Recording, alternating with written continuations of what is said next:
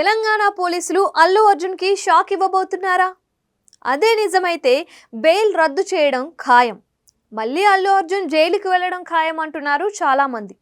మరి ఇంతకీ బెయిల్ మీద బయటకు వచ్చిన అల్లు అర్జున్కి పోలీసులు ఎలాంటి షాక్ ఇచ్చారు? సంధ్య థియేటర్పై పోలీసులు బయటపడిన రిపోర్ట్ కారణంగా బన్నీకి ఎలాంటి షాక్ తగలబోతోంది? ఒకవేళ అదే నిజమైతే బన్నీ బెయిల్ రద్దయి మళ్ళీ జైలుకు వెళ్ళక తప్పదా? ఇంతకీ అసలు విషయం ఏంటో ఇప్పుడు ఒకసారి తెలుసుకుందాం. పుష్ప 2 రిలీజ్ అయిన రోజు సంధ్య థియేటర్ దగ్గర తొక్కిసలాటలో రేవతి మృతికి సంబంధించిన కేసులో అల్లు అర్జున్ పై కేసు ఫైల్ అయ్యి ఆయన్ని నిందితుడిగా చేర్చి చిక్కడపల్లి పోలీసులు బన్నీని అరెస్ట్ చేసిన సంగతి మనకు తెలిసిందే. ఇక అల్లు అర్జున్ అరెస్ట్ అయిన నిమిషంలోనే ఈ వార్త మీడియా మొత్తం వైరల్ అయింది. నేషనల్ అవార్డు విన్నర్ పై ఇలాంటి నేర ఆరోపణలా అని ఎంతోమంది సినీ ఇండస్ట్రీ వాళ్ళు బన్నీ అరెస్ట్ని ఖండించారు.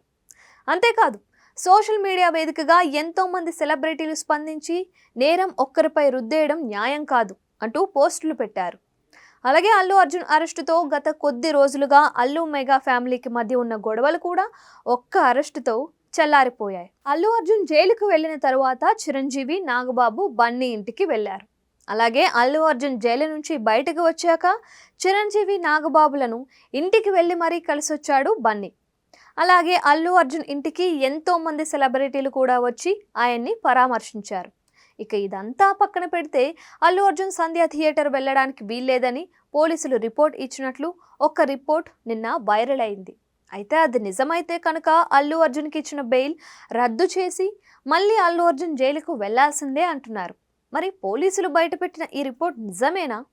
అందులో ఎంత నిజం ఉంది?